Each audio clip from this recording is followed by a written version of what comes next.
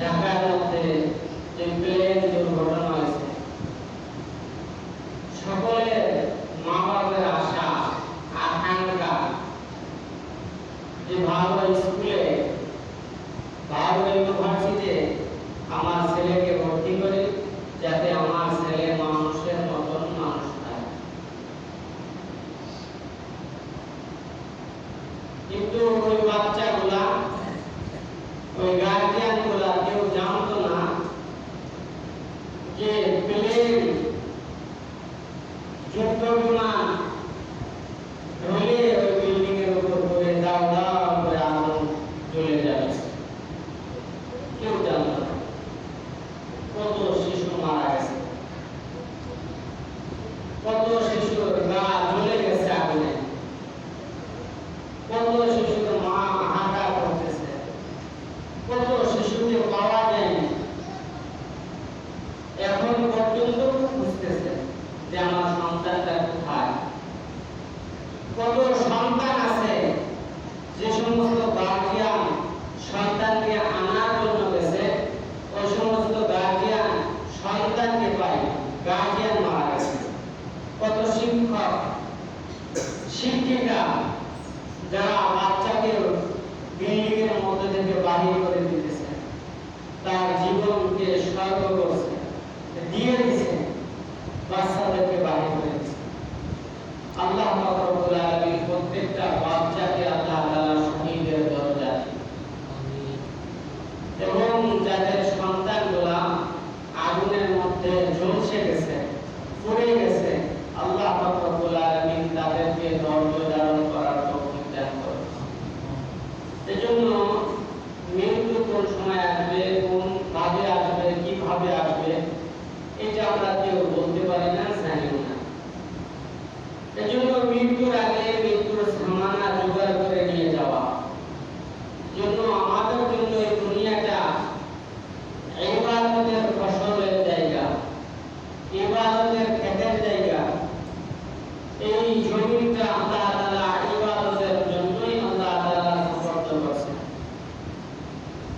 ইন্নী ওয়াজহাতু ওয়াজহিয়া লিল্লাযী ফাতারাস সামাওয়াতি ওয়াল আরদি হানিফান ওয়া মা আনা মিনাল মুশরিকিন। জমিটা তোমাদের জন্য জায়গা নামাজ হিসাবে আমি আল্লাহ তাআলা প্রেরণ করেছি। যেইখানে দাঁড়াবা আর বলবা আল্লাহু আকবার, আল্লাহ তাআলা তোমার নামাজকে আল্লাহ তাআলা কবুল করে নেবেন। আল্লাহ তাআলা জমিনটাকে জায়নামাজ বানায় দিয়েছে আমাদের জন্য। যদি কেউ মাঠের মধ্যে থাকে, আযান হয়ে গেছে, যদি দাঁড়া যায় মাঠের মধ্যে, তো মাঠের মধ্যে তার নামাজ হয়ে যাবে। আল্লাহ পাক রব্বুল আলামিন মুহাম্মদুর রাসূলুল্লাহ সাল্লাল্লাহু আলাইহি ওয়াসাল্লাম এর উম্মত বানানোর কারণে আল্লাহ পাক রব্বুল আলামিন আমার আপনাকে অনেক মর্যাদা দান করেছেন, যে মর্যাদা অন্য কোনো নবীর উম্মতকে আল্লাহ তাআলা দান করেন নাই। আল্লাহ পাক রব্বুল আলামিন আমার আপনার জন্য যে স্থানের মধ্যে দাঁড়াবেন, ওই স্থানটা পাক হইলেই হয়। আল্লাহ পাক রব্বুল আলামিন নামাজকে কবুল করে নেন। এজন্য যে স্থানে থাকি না কেন, দোকানের মধ্যে যদি থাকি, তো নামাজের মধ্যে দাঁড়ায় গেলে আল্লাহ তাআলা ওই দোকানের মধ্যে নামাজকে আল্লাহ তাআলা কবুল করে নেন। খেত খামারের মধ্যে কাজ করতেছি, আযান হয়ে গেছে, ওয়াক্ত হয়ে গেছে, আমি নামাজের মধ্যে দাঁড়ায় গেছি, তো আল্লাহ পাক রব্বুল আলামিন নামাজকে কবুল করে দিয়েছেন। এজন্য নামাজই এলেম দরকার। নামাজ পড়তে যতটুকু এলেম, এলেম প্রত্যেকটা মানুষের উপর এলেম শিক্ষা করা ফরজ। তালাবুল ইলমি ফারিদাতুন আলা কুল্লি মুসলিম। প্রত্যেকটা আল্লাহ তাআলা রাসূল বলেন, তালাবুল ইলমি ফারিদাতুন আলা কুল্লি মুসলিম। প্রত্যেকটা নরনারীর উপর এলেম শিক্ষা করা ফরজ। আমরা সকলে আজকে ব্যবসা শিখতেছি, সকলে আমরা দুনিয়াবি চলার জন্য যা দরকার ওটা শেখার জন্য আমরা জান দাবি করতেছি, কিন্তু নামাজের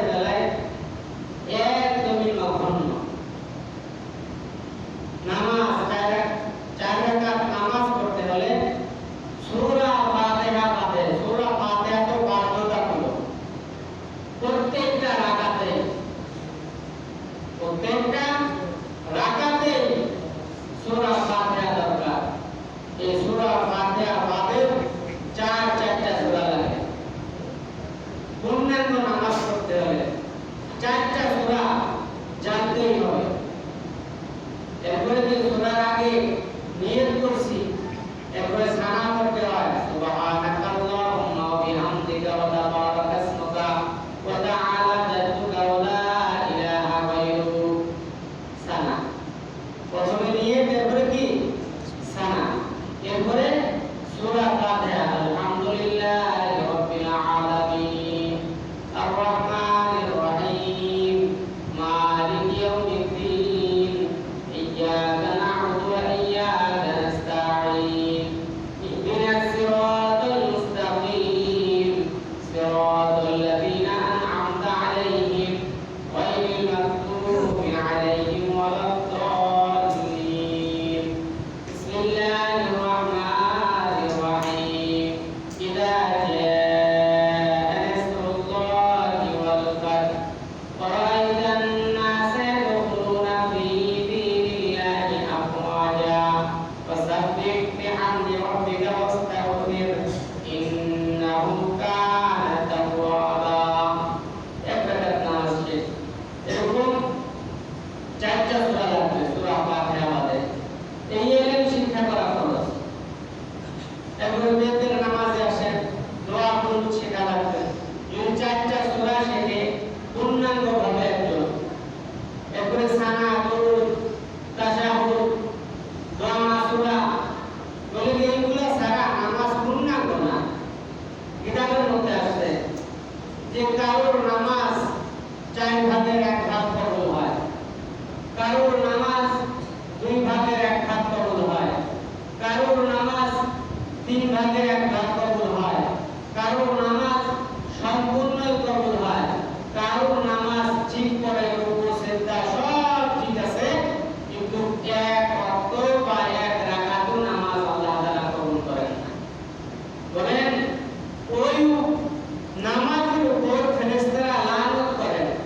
এরকম বলে যার পূর্ণাঙ্গ নামাজ হয়, ফেরেশতা আল্লাহ তাআলা নিযুক্ত করেন, ওই ফেরেশতাগুলো সুন্দর নামাজটা সুন্দর কাপড়ের মধ্যে গোছায় আল্লাহ তাআলার দরবারে পেশ করেন। আর যার নামাজ অসুন্দর হয়, খুজু নাই, খুশু নাই, সূরা নাই, কিরাত নাই, তাশাহুদ নাই, আতায়াত নাই, দুরূদ শরীফ নাই, দোয়া মাসুরা নাই, কিচ্ছু নাই, আল্লাহ রাব্বুল আলামিন ফেরেশতা নিযুক্ত করেন। ওই ফেরেশতা কুজ, রক্ত, গান্দা, কাপড় এরকম নামাজের মুখের উপর নিক্ষেপ করে, যার দ্বারা নামাজের যে চেহারার মধ্যে উজ্জ্বলতা, নূর, এটা নষ্ট হয়ে যায়। এজন্য আমরা যতটুকু জানি একজন সুবহানাল্লাহ বলতে পারি, হয়তোবা আত্তাহিয়াত বলতে পারি, হয়তোবা সিজদা তাসবিহ বলতে পারি, রুকুর তাসবিহ বলতে পারি, এর বেশি কিছু আর জানি না। বলা হয়েছে এইভাবে ব্যক্তি যেন নামাজ না ছেড়ে দেয়, এইভাবে নামাজ পড়বে আর তালিমের মাধ্যমে এটা শিখে নিবে, তালিমের মাধ্যমে শিখে নিবে।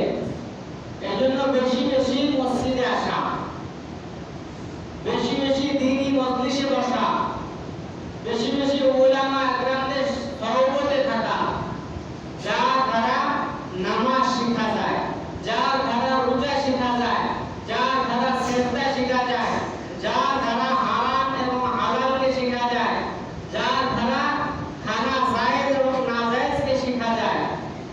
এটা আলিমের মধ্যে থাকা, বিশেষ করে মসজিদের সঙ্গে সম্পর্ক রাখা বেশি। আর মসজিদের সঙ্গে যদি আমরা সকলেই সম্পর্ক রাখি, ভালোবাসা, মিত্রতা তৈরি করি, তাহলে কাল কিয়ামতের ময়দানে মসজিদ আল্লাহ পাকের দরবারে দরখাস্ত করবেন, আল্লাহ পাক রব্বুল আলামিন আমাকে এরা আবাদ করছে, আমাকে পরিষ্কার পরিচ্ছন্ন করছে, আমার ভিতরে রুকু করছে, আমার ভিতরে সিজদা করছে, আমার ভিতরে দোয়া এবং কান্নাকাটি করছে, আল্লাহ পাক রব্বুল আলামিন এদের সালামে ইসলামের মধ্যে যাইতে পারতেছে। এজন্য মসজিদ আমাদের জন্য একটা দলিল হবে। এজন্য মসজিদের সঙ্গে সম্পর্ক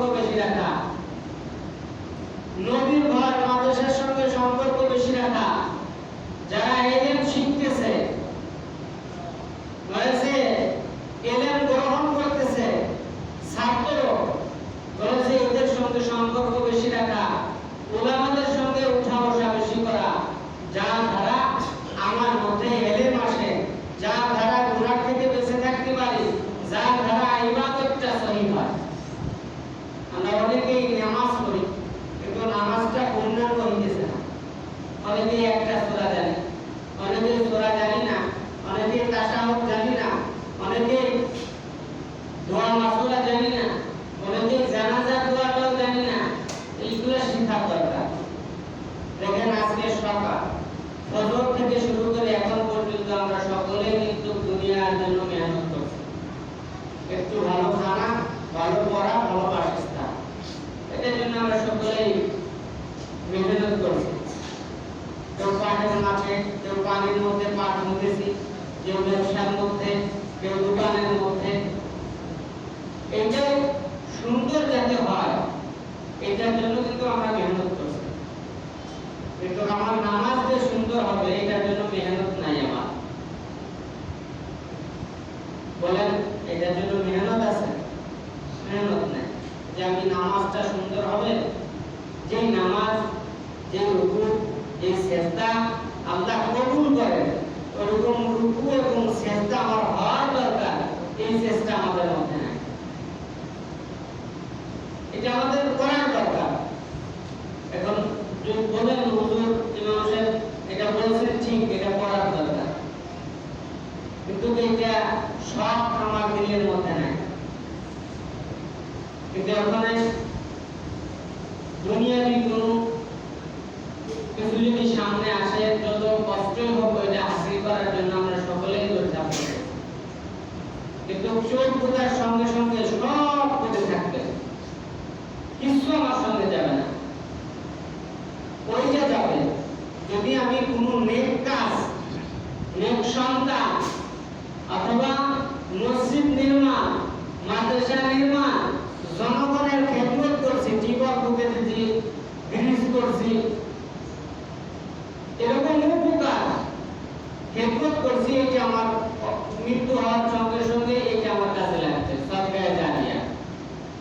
যে মাল সৎ পথে লাগছে, মসজিদ নির্মাণে, এরপরে আপনার পুল করছি, ব্রিজ করছি, মাঠের মধ্যে টিউবওয়েল করতে দিছি, একটা গ্রামের মধ্যে টিউবওয়েল দিছি, সব লোকেরা পানি খাইতেছে, এটা সদকায়ে জারিয়া, এটা আমার কাছে আসবে।